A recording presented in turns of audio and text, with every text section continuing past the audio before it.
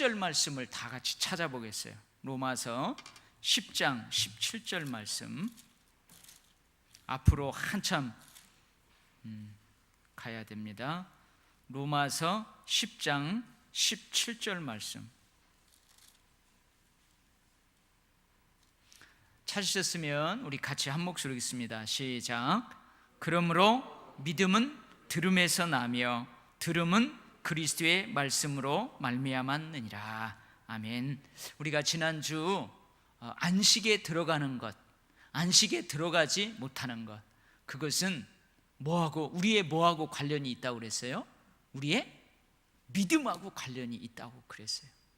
그리고 쭉 그 믿음하고 관련된 안식에 들어가고 들어가지 못하고를 쭉 이야기하다가 갑자기 하나님의 말씀에 대한 12절 말씀에 툭 튀어나온 것처럼 우리가 보인다고 그랬죠. 왜 갑자기 하나님의 말씀이 튀어나왔어요? 오늘 로마서 10장 17절 말씀처럼 믿음과 하나님의 말씀은 긴밀한 연관이 있어요. 여러분, 믿음은 들으면서 나요. 뭘 들으면서? 하나님의 말씀을 들음으로 나요. 여러분, 하나님의 말씀을 펴서 늘 읽고 가까이 하고 설교를 듣고 성경을 공부하고 그러면 여러분 믿음이 쑥쑥 자라난단 말이에요. 그래서 지난주 우리 이 믿음을 자라가게 하는 하나님의 말씀의 특징에 대해서 쭉 살펴봤어요. 첫 번째, 하나님의 말씀은 어떤 특징이 있다고 그랬죠? 살아있고 활력이 있다. 이 말은 뭐냐면 말씀이 그 사람의 심령에 들어가면 변화가 일어난다는 거예요. 꿈틀꿈틀 변화가 일어난다는 거예요. 그 사람의 인격의 변화가 삶의 행동으로 나타나게 된다. 이게 하나님의 말씀의 특징이에요. 그런 능력이 있어요. 그 다음에 하나님의 말씀은 또 뭐라고 그랬어요? 좌우의 날선 어떤 검, 쌍칼, 이쪽에도 날이 서 있고 저쪽에도 날이, 쌍칼보다, 어떤 쌍칼보다도 예리하다. 그래서 예리한 검 생각할 때 두 가지를 우리 생각했었죠. 하나는 수술하는 칼. 하나님의 말씀이 들어가면 그 사람의 그 약한 부분들, 더러운 것들 다 도려내, 수술하는 것처럼 도려내. 그래서 쇠살이 돋게 한다고 그랬어요. 그 다음에 또 하나는 뭘 떠올렸죠? 악한 영들과 대적하여서 싸울 때 적군을 공격할 수 있는 무기가 바로 이 쌍칼이에요. 성령의 검이에요. 하나님의 말씀이에요. 그 다음에 또 어떤 특징이 있다고 그랬죠? 관절과 골수, 영과 혼을 찔러 쪼개기까지 하고 마음과 생각을 판단한다. 마음과 생각과 뜻을 판단한다고 그랬어요. 그래서 이것은 어떠한 하나님의 말씀의 능력이라고 그랬냐면 인간 본성, 아무리 저 은밀한 곳까지라도 그 인간의 본성을, 인간의 깊은 내면을 뚫어가지고 거기에 있는 모든 것들을 들춰내는 능력이 있다 그랬어요. 다 드러나게 한다고 그랬어요.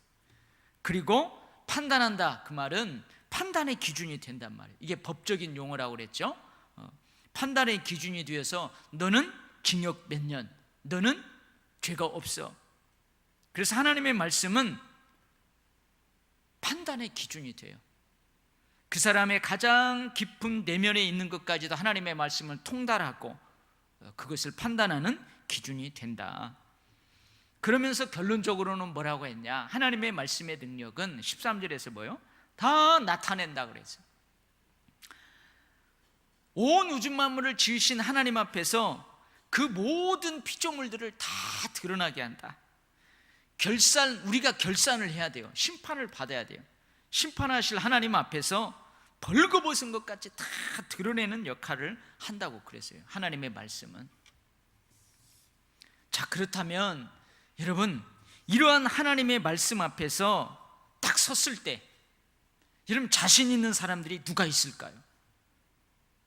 여러분 일주일 삶을 다 살았어요. 여러분 일주일 삶을 딱 막 살았단 말이에요. 그리고 거울 앞에 딱 섰어요. 말씀의 거울 앞에 딱 섰을 때 일주일 동안 여러분들이 더럽혀지지 않고 죄를 짓지 않고 하나님의 말씀대로 깨끗이 살았다고, 나는 깨끗이 살았노라고, 나는 하나님의 말씀 앞에서 점도 티도 없이 깨끗하게 살았노라고 여러분 자신 있게 그 거울 앞에 쓸 사람이 누가 있어요? 아무도 없어요. 로마서 3장 10절 말씀이에요. 의인은 없나니 하나도 없어요. 하나님의 말씀 앞에서 그래 나는 점도 없고 티도 없어요, 깨끗해요. 여러분 그럴 사람 하나도 없어요. 물론 우리가 실정법은 위반하지 않았다 할지라도 우리 마음에 하나님의 법에 비춰봤을 때에 여러 가지 점과 티가 있어요. 의인은 없어요. 하나도 없어요.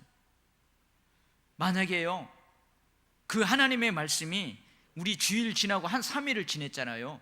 3일 지난 우리의 삶을 그 말씀이 싹 드러낸다고 생각해 봐요. 예를 들면 눈에 보이도록, 만약에 예를 들면 3일 동안 말씀대로 살고 엉뚱한 죄 짓는 생각 안 하고 또 죄를 짓지 않고 그러면은 얼굴이 밝아지고 빛이 나고, 그러지 않으면은 이쪽부터 점점 어두워지는 이런 것이 있다. 실제로 그거 난다. 그러면 여러분 여기 지금 제가 여기서 딱 설교할 때요, 여기 여자들을 뭐죠? 변장할 때 여기, 아니 화장할 때 여기 바르는 거 뭐요? 파운데이션인가 뭐, 그걸로 저 여기 검정 거 싹 가리고 여기 서야 돼요. 만약에 눈으로 말씀이 드러내서 다 눈으로 보게 한다면 여러분 우리 감히 부끄러워서 쓸 수 없어요. 쥐구멍이라도 들어가야 될 판이에요. 아무도 모든 깊은 내면에까지 저 숨겨놓을 수 있는 그것까지도 다 드러내는 말씀 앞에서 아무도 자신 있게 쓸 사람 없어요. 로마서 3장 20절 말씀이에요. 율법의 행위로 그의 앞에 의롭다 하심을 얻을 육체가 없나니 율법으로는 죄를 깨달음이니라. 여러분 우리가 삶의 최고의 기준은 하나님의 말씀이에요. 우리가 그 말씀이 이만큼 수준이 높더라도 여러분 그 말씀을 표대로 삼아서 달려가요. 그러나 우리가 그 말씀에 온전히 도달하기는 어려워요. 그러나 그 말씀을 바라보면서 자기 자신을 돌아보는 거예요. 아, 내가 저 말씀대로 살아야 되는데 아직도 내가 저 말씀대로 살고 있지 못하구나.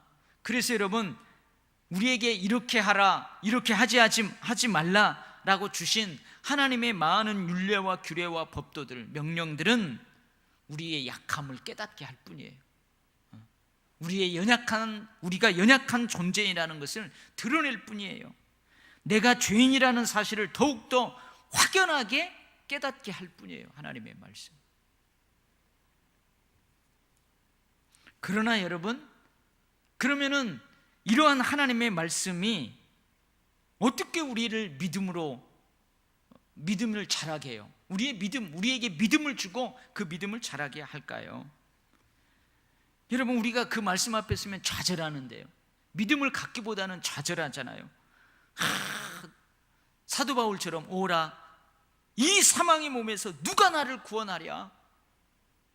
하나님의 법과 이 죄의 법이 막 싸울 때 내가 하나님의 법을 온전히 100% 순종하지 못하고 이 죄의 법이 나를 지배하고 막 그럴 때 괴로운 거예요. 괴로워요. 죄인인 것이 더 확연하게 드러날 뿐이에요. 여러분 근데 어떻게 믿음이 생기냐고요? 생깁니다. 왜 그럴까요? 믿음은 어디에서부터 시작되는 거예요? 아, 내가 의롭다 하는 거기에서부터 믿음이 시작되는 게 아니에요. 아, 나는 죄인이구나. 나는 죄인이구나. 그래서 처절하게 철저하게 자기의 죄를 눈으로 보면서부터 믿음이 시작되는 거예요. 눈으로 볼 수 있는데 그 죄를 내가 어찌할 수 없어요. 이게 잘못이라는 거야. 이게 죄인 줄 알아요. 근데 내가 어떻게 할 수 없어요. 거기서부터 믿음은 시작되는 거예요. 자신이 죄인이라는 찔림에서부터 믿음은 시작되는 거예요. 아멘, 할렐루야. 여러분 치료는 어디에서부터 시작되는 거예요? 치료는 어디에서부터 시작돼요? 진단에서부터 시작되는 거예요. 여러분 엑스레이를 찍고 피 검사를 하고 그 다음에 심장 여기 혈압도 재고 이거 훅 부는 것도 해보고 체지방도 달아보고 그래서요 아주 정확한 진단 적나라하게 그게 드러나야 돼요. 진단을 해가지고 아이고 선생님 혈압이 높네요. 선생님 겉으로 봤을 때는 살 안 찐 것 같은데요 속살이 많이 쪘네요. 체지방이 많이 나갑니다. 뭐 이렇게 여러분 정확하게 또 의사가 저 사람 체면 환자가 목사니까 뭐 혈압이 조금 높아도 체면을 봐서 당신은 혈압이 정상입니다 그러면 안 돼요. 저 사람이 부끄러워하든 부끄럽지 않든 저 사람의 마음에 들든 마음에 들지 않든 의사는 여러분 여러 가지 검사를 통해서 정확하게 적나라하게 딱 진단을 해야 돼요. 거기서부터 어떻게 해요? 치료가 시작되는 거예요. 우리의 믿음도 마찬가지예요. 로마서 1장 17절 말씀에 한번 찾아봐요. 로마서 1장 17절 말씀. 아직 로마서 그대로 있으면 앞으로 좀 더 나가면 돼요. 로마서 1장 17절 말씀 다 같이 읽습니다. 시작. 복음에는 하나님의 의가 나타나서 믿음으로 믿음에 이르게 하나니 기록된 바 오직 의인은 믿음으로 말미암아 살리라 함과 같으니라. 그렇죠. 복음, 예수 그리스도의 가르침, 예수 그리스도의 말씀은 뭐라고요? 믿음으로 믿음에 이르게 한다. 그렇죠. 그 말씀이 우리를 다 드러내요. 죄인 것을 드러내요. 그러면 거기서 자기가 좌절을 느끼고 거기에서 하나님을 향한 믿음이 생기는 거예요. 그 믿음이 자라서 더 큰 믿음으로, 더 큰 믿음이 또 자라서 더 큰 믿음으로, 그래서 믿음으로 믿음에 이르게 해요. 오히려 그 말씀이 나 자신을 다 드러낼 때 내가 죽는 게 아니고 오히려 산대요. 뭐라고요? 오직 의인은 믿음으로 말미암아 살리라. 여러분 죄로 인하여서 죽고 내가 죄인이구나 처절하게 거기서 죽고 내가 하나님을 향한 그 믿음으로 말미암아 내게 다시 살아나는 거예요. 여러분 말씀은 믿음으로 믿음에 이르게 합니다. 말씀은 갈라디아서 3장 24절에 보면 말씀은 그리스도께로 우리를 인도하는 초등교사예요. 개인 교수예요. 그래서 우리를 믿음으로 살게 해요. 죄로 죽게 만들고 말씀 안에서 믿음을 갖게 해서 믿음으로 우리를 다시 살게 해요. 할렐루야. 그래서 여러분 오늘 다시 이제 우리 히브리어로 넘어가면 그래서 어떻게 해라요? 그러므로 우리가 믿는 도리를 굳게 잡을지어다. 여기서 믿는 도리는 우리 앞에서도 한번 나왔죠. 저기 3장 1절에서도 우리가 믿는 도리의 사도심에 나왔어요. 거기서 믿는 도리란 뭐냐면 우리의 신앙 고백이에요. 예수 그리스도에 대한 우리의 바른 신앙 고백을 그것을 끝까지 잡고 있으라는 거예요. 그 믿음의 고백을 다시 무효화시키지 말고 그 믿음의 고백을 배반하지 말고 끝까지 잡고 있으라 그 말이에요. 제가 한번 얘기했죠. 오늘 우리 그 박성훈 할머님 안 나오셨네.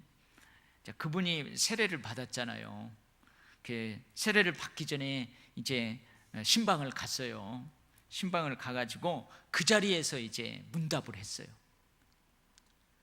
예수 믿냐고 그랬더니 네 예수를 믿는데요. 그럼 이제 예수 믿으면 혹 지금 꼴깍하고 죽으시면 천국에 갈 수 있겠어요? 그랬더니 예수를 믿는다고 해놓고 목사님 나 같은 것이 어찌 천국에 갈 수 있겠어요? 그러시는 거예요. 그래서 제가 또 쭉 설명을 했어요. 쭉 설명해주고 저 천국은 예수 믿으면 이제 믿음으로 가는 거예요. 그 믿음만 있으면은 하나님이 그 믿음을 보시고 어서 오라 그런다고 쭉 설명해주고 자 이제 지금 죽어도 천국에 갈 수 있겠어요? 예수 믿으니까? 그랬더니 목사님 나 같은 것이 어떻게 해요? 그러면서 뭐라고 하시냐면 목사님 제가요 죄가 너무 많아요. 그러면서 믿음으로 천국에 간다고 가르쳤는데 천국에 갈 수 있습니다. 구원의 확신을 이야기하는 게 아니고 자기가 젊었을 때요 그렇게 절에 열심을 다녔대요. 절에 다니면서 쌀 퍼가지고 다니고, 가가지고 불공도 드리고, 또 때 되면은 막 그 등도 달고, 가가지고 막 이것도 하고, 또 막 절하면서 일어났다 이것도 하고.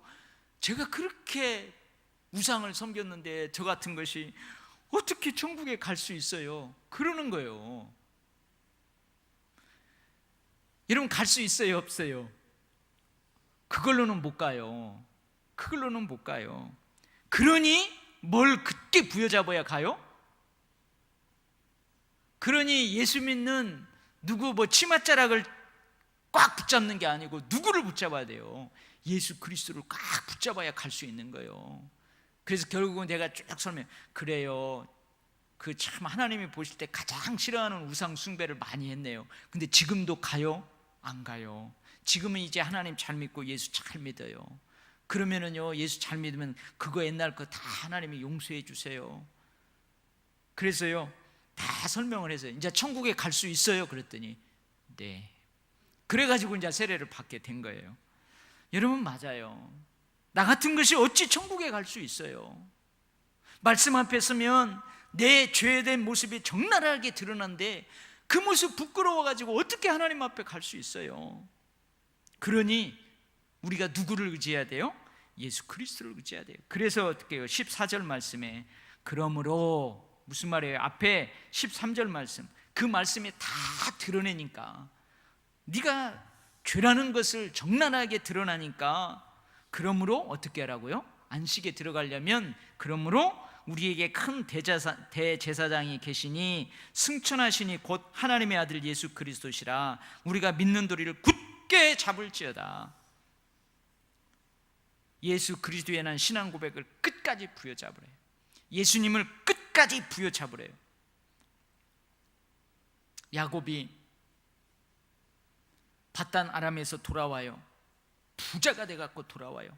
근데 앞에서는 에서가 자기 집에서 길러온 용감한 군인들을 데리고 자기 오면은 잡아 죽이려고 지금 온다는 소식이 들어요.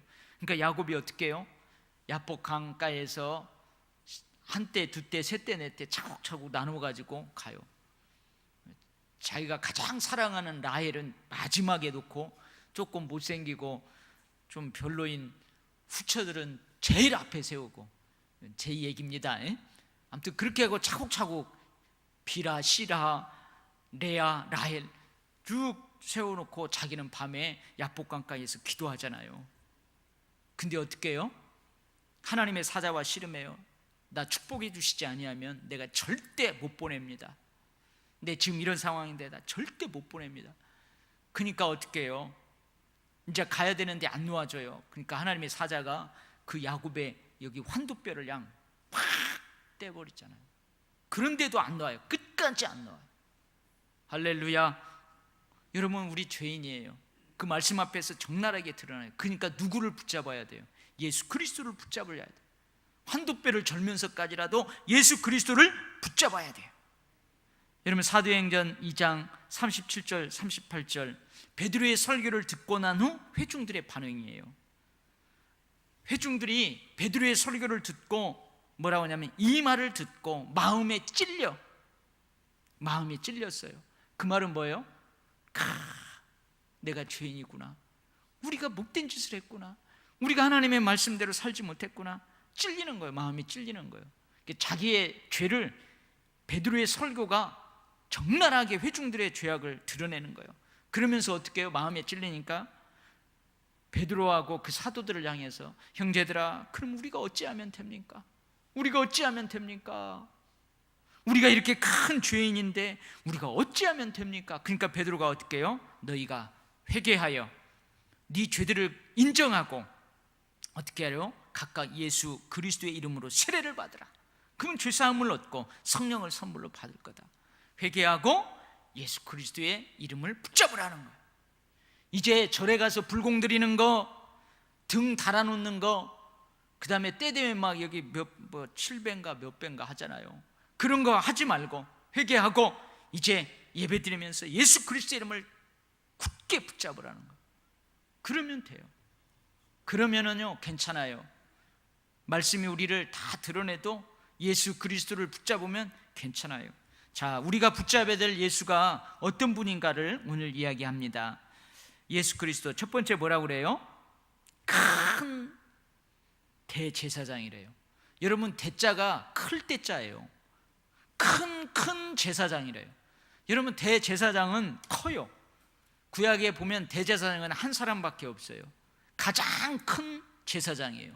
근데 대제사장 앞에 무슨 자가 또 붙었어요? 크다는 말이 또 붙었어요. 그러니까 큰 대제사장이에요. 큰 대제사장. 예수님이 그렇단 말이에요. 이 말은 무슨 말이냐면, 여러분, 이 땅의 성막에서, 구약의 이 땅의 성막에서 하나님께 제사를 드렸던 아론 계통의 제사장들이 있어요. 아론의 혈통 계통에서 나오는 그 아들들이 제사장을 해요. 그 제사장이 있어요. 근데 예수 그리스도는 그 뒤에 보면 뭐예요? 승천하시니 곧 하나님의 아들 예수시라 그러잖아요. 예수님은 하늘나라에 승천하셨어요. 그래서 이 땅에 있는 성막이 아니고 하나님 나라에 있는 하나님의 보좌 앞에서 대제사장과 같은 역할을 한단 말이에요. 제사장은 하나님의 백성과 하나님 사이의 중보자 역할을 해요. 그런데 예수님이 지금 하나님의 보좌 앞에서 하나님을 믿는 우리들과 하나님 사이에 중보자의 역할을 한단 말이에요. 하나님과 우리 사이에 다른 중보자가 없어요. 예수 그리스도만이 온전하고 참된 중보자예요. 이게 바로 대제사장과 같은 역할을 예수님이 한다는 거예요. 하나님 나라의 성막이 하나님 나라의 모형이에요. 이 땅의 성막은 저 하나님 나라에 있는 성막의 모형이에요. 근데 이 하나님 나라에서의 그 성막의 모형인 이 땅의 성막에서 사역하는 제사장과 모형이 아닌 실체에서 제사장의 역할을 지금 감당하고 있는 온전하고 완전하신 중보자이신 예수 그리스도는 비교도 안 된다는 거예요. 그래서 히브리서의 앞에서 다 나왔어요. 예수 그리스도의 탁월성. 모세하고도 비교도 안 돼요. 천사하고도 비교도 안 돼요. 모세와 같은 역할을 주님이 하셨어요. 천사와 같은 역할을 주님이 하셨어요. 그러나 그들하고는 비교도 안 돼요. 그런 의미에서 큰 제사장이라고 하는 거예요. 그 다음에 예수님은 누구래요? 우리의 연약함을 동정하지 못하실 리가 아니다. 옛날 성경은 뭐예요? 체휼을 하시지 아니할 뿐이 아니다. 이 말은 뭐예요? 우리의 연약함을 잘 아신다는 거예요. 우리의 연약함을 공감하신다는 거예요. 예수님께서 인간의 모든 연약함과 우리의 유한함을 그것을 이해하시고 공감하신다는 말이에요. 여러분, 우리가 하나님의 말씀대로 살려고 해요. 그러다가 말씀대로 못 살아 삐끗해서 넘어졌어요. 그래서 아파요. 하나님, 내가 그렇게 바르게 살려고 하는데 또 넘어져서 무릎이 깨졌어요. 제가 죄를 짓고 왔어요. 더럽혀져서 왔어요. 그 상한 마음을 주님이 잘 아신다는 거예요. 그래, 너는 완전하지 않단다. 너는 넘어질 수도 있단다. 그것들을 이해하시고 어떻게 해요? 우리를 도우실 수 있는 분이라 그 말이에요. 우리에게 와서 우리의 마음을 어루만지실 수 있는 분이라는 거예요. 왜 그래요? 모든 일에 우리와 같이 시험을 받으셨기 때문에. 그러나 죄는 없으시다. 이게 무슨 말이냐면, 인간으로 이 땅에 오신 예수님도 우리 인간들처럼 유혹을 받아 범죄할 가능성을 가지고 있었다는 의미예요. 인간으로서 예수님도 인간들이 겪는 모든 어려움을 경험하셨다는 의미예요. 그렇죠. 예수님도 배고프면요, 무화과나무 열매를 찾아요. 예수님도 식사를 해야 돼요. 식사 초대에 가서 식사를 같이 하고, 때로는 식사를 초대해서 같이 식사도 해야 돼요. 예수님 피곤하시니까요, 풍랑이 일어나고 도저히 우리 같으면 잠이 안 올 것 같은데 예수님 그 배 고물에 들어가셔서 주무시잖아요. 피곤하면 예수님도 주무셔야 돼요. 인간으로 이 땅에 오신 예수님도 인간들이 겪는 모든 어려움들을 경험하셨다는 그런 의미예요. 시험을 인간들과 동일하게 받으심으로 인간들이 당하는 모든 시험의 어려움들을 낱낱이 아신다, 그런 의미예요. 그런 의미예요. 그러나 예수님은 인간들처럼 시험에 넘어진 것이 아니라 그것을 온전히 극복하심으로 범죄하지 않으셨다. 모든 일에 우리와 똑같이 시험을 받으시니로되 죄는 없으시니라. 그 말씀을 이렇게 이해하면 돼요. 이 말씀이에요. 그래서 예수님은 어떻게 해요? 우리를 이해할 수 있어요. 우리를 위로할 수 있어요. 우리를 도우실 수 있어요. 우리가 부여잡아야 될 예수님이 이런 분이라는 거예요. 자, 그럼 다시 한번 정리해요. 우리가 왜 예수님을 더욱 믿고 의지해야 돼요? 그 이유가 뭐예요? 왜 그랬냐면 하나님의 말씀 앞에서 의로운 사람은 아무도 없기 때문에 그래요. 오히려 죄가 적나라하게 드러나고 우리가 죄인이라는 걸 더 심각하게 깨달을 뿐이에요. 그래서 우리는 뭐가 필요해요? 하나님의 긍휼하심의 은혜가 필요해요. 하나님이 나를 불쌍히 여겨야 돼요. 때를 따라 돕는 은혜가 필요해요. 하나님의 때를 따라 돕는 은혜가 필요해요. 그래서 우리는 더욱더 그 은혜를 사모하면서 은혜의 보좌 앞에 담대히 나아가야 돼요. 근데 이 허물투성이 점과 티가 많은 이 죄인 모습으로는 거룩하신 하나님 앞에 못 나가요. 누구를 의지해서만 나가요? 예수 그리스도를 의지해서만 나가요. 예수 그리스도를 붙잡아야만 나가요. 아멘, 할렐루야. 여기에 우리가 예수 그리스도를 더욱 의지해야 될 이유가 있어요. 모든 사람은 죄인이에요. 결코 하나님의 영광에 이르지 못해요. 하나님의 은혜의 보좌 앞에 담대히 나아갈 수 없어요. 오직 예수 그리스도 안에서만 값없이 하나님의 은혜를 얻을 수 있어요. 의롭다 하심을 얻을 수 있어요. 오직 예수 그리스도의 피로 인해서 우리는 은혜의 보좌 앞에 담대히 나아갈 수 있어요. 그래서 우리는 어떻게 해요? 예수 그리스도를 더 붙잡아야 되는 거예요. 여러분, 제가 은혜의 보좌 앞에 담대히 나가자, 우리가 죄인됨을 더 처절하게 느낄수록 하나님 앞에 더 담대히 나가야 돼요. 더 누구를 의지해서? 예수 그리스도를 의지해서. 제가 이 설교를 할 때마다 제가 청년 때 실제로 있었던 이야기 가끔 해주죠. 고등학교를 졸업하고 저는 지방에서 대학을 다니고 저희 후배들, 친구들 다 서울로 직장 따라서 서울로 간 친구들도 있고 또 서울에 올라와서 중앙대 다니는 또 후배들도 있고 저기 밑으로 내려가서 목포에 있는 해양대학교 다니는 후배들도 있고 막 다 그래요. 뿔뿔이 이제 더 흩어지고. 그래서 이제 학생일 때 중고등부 때 그렇게 믿음 생활 잘했어요. 토요일만 되면 전도하러 같이 다니고 열심을 냈어요. 화단도 우리가 다 정리하고 막 그렇게 열심을 내면서 신앙생활도 뜨겁게 하고 기도도요.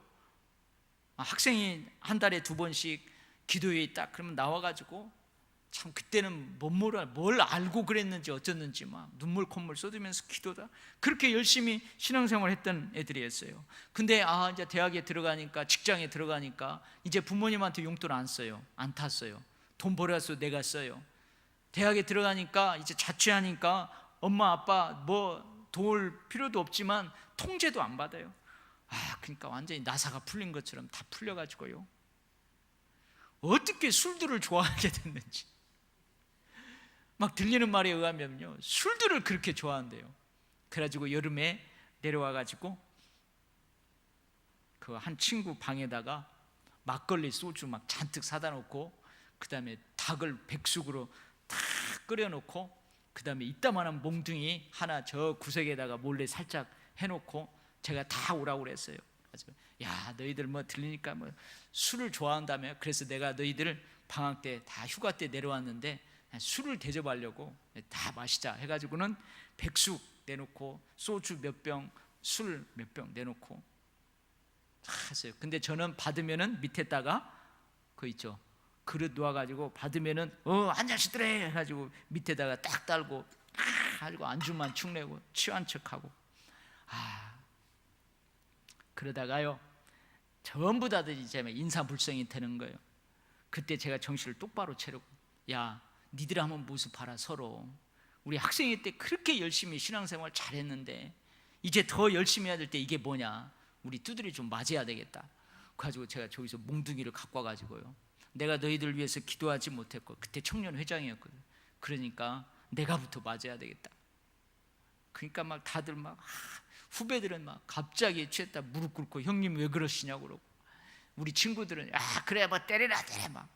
그래서 결국은 그렇게 안 했어요. 근데 그 중에 한 친구가 이제 저하고 같이 이야기하면서 밖에 나와가지고 막 울어요. 형, 나도 이러는 모습이 정말로 싫대요. 더 신앙생활 열심히 하고 교회도 잘 정하고 그 교회 가서 봉사도 해요. 근데 그러지 못했대. 너무 슬프대요. 마음이 아프대요. 이러는 자기 자신이 아프대요. 그러면서 엉엉 울어요. 그렇게 이야기하다가 교회 마당에 딱 왔어요. 교회 화단에 여름에 막 벌레 소리도 많고, 그래서 야 민수야 우리 들어가자. 그 교회까지 어떻게 하다 왔는데 들어가서 우리 같이 기도하고 나오자. 그랬더니요, 걔가 뭐라고 하는 줄 아세요? 지금도 형 이런 모습으로 어떻게 교회에 들어가요? 이제 내가 믿음 생활 잘하고 다음에 내려올 때는 그렇게 하겠다고 그랬던 기억이 나요. 여러분, 이런 모습으로 어떻게 우리가 들어갈 수 있어요?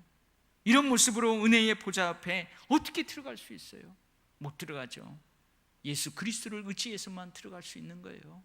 그래서 여러분, 예수 그리스도를 더욱 굳게 부여잡아야만 돼요. 할렐루야. 여러분, 여기 은혜의 보좌 앞은 뭘로 이해하시면 되냐면, 어떤 개념으로? 여러분, 히브리서에서는 레위기에서 보여준 많은 개념들이 나와요. 특별히 성소의 개념으로 이해하면 돼요. 여러분, 성막에는 성소와 지성소가 있어요. 지성소 안에는 법궤가 있어요. 증거궤라고 하죠. 그 법궤 위에 양쪽으로 천사 모양으로 된 그룹들이 날개를 딱 펴고 있어요. 이쪽에 있고 이쪽에 있고. 그리고 그 증거궤 그 위, 거기를 뭐라고 하냐면 속죄소라고 그래요. 그래서 이 지성소는 그 법궤 위 속죄소, 거기에 하나님이 임재하세요. 그리고 거기에서 말씀하세요. 그래서 지성소는 하나님이 임재하는 장소예요. 구약시대의 지성소, 성막은 하나님이 말씀하시는 장소예요. 그리고 여러분, 시은좌라고 들어봤죠? 시은좌. 시은소는 뭐냐면 은혜를 베푸는 장소라는 그런 말이에요. 시은소, 시은좌. 한문으로 은혜를 베푸는 장소예요. 이게 왜 시은좌, 시은소라고 하냐면, 이 지성소에는 누구만 들어가요? 대제사장만 들어가요. 언제 들어가요? 1년에 한 번 대속죄일 때 들어가요. 그래서 온 백성들의 죄를 다 가지고 그 지성소에 들어가서 속죄를 하는 날이에요. 그러면 하나님이 모든 백성의 죄를 사하시는 은혜를 베푸세요. 그래서 그 지성소 안, 그 속죄소, 거기를 시은좌라고 해요. 은혜를 베푸는 장소예요. 여러분, 이러한 개념으로 은혜의 보좌를 생각하면 돼요. 여러분, 이 땅에 있는 지성소, 은혜를 베푸는 장소, 하나님이 임재하는 장소, 하나님이 말씀하시는 장소, 거기 은혜의 보좌예요. 그 앞에 아무나 못 들어가요. 대제사장도 아무 때나 못 들어가요. 근데 여기에서 그 은혜의 보좌는 뭐냐? 하늘로 승천하신 예수 그리스도께서 하나님의 보좌에 앉아 계신, 좌정에 계신 그 하늘나라의 은혜의 보좌를 의미해요. 그러니까 지성소의 개념은 그림자예요. 모형이에요. 근데 지금 우리가요, 거기에 담대히 나아갈 수 있게 되었어요. 누구 때문에? 예수 그리스도를 통해서, 예수 그리스도의 보혈을 통해서 담대히 나아갈 수 있어요. 할렐루야.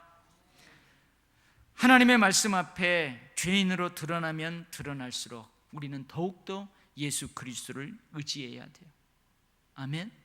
여러분, 일주일 동안 삶에서 내가 죄를 안 지으려고 그렇게 살다가 큰 죄를 지었어요. 그러면요, 뻔뻔스러울 정도로 더 예수님께 나와서 예수님을 의지해야 돼요. 주님, 내가 이런 큰 죄를 졌습니다. 저를 용서해 주세요. 다시는 그런 죄에 빠지지 않도록 다시 긍휼함을 베풀어 주시고 능력을 베풀어 주세요.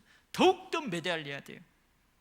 더욱더 예수 그리스도를 의지하여 은혜의 보좌 앞에 담대히 나아가야 합니다. 이미 나아갈 수 있게 길이 열려 있어요.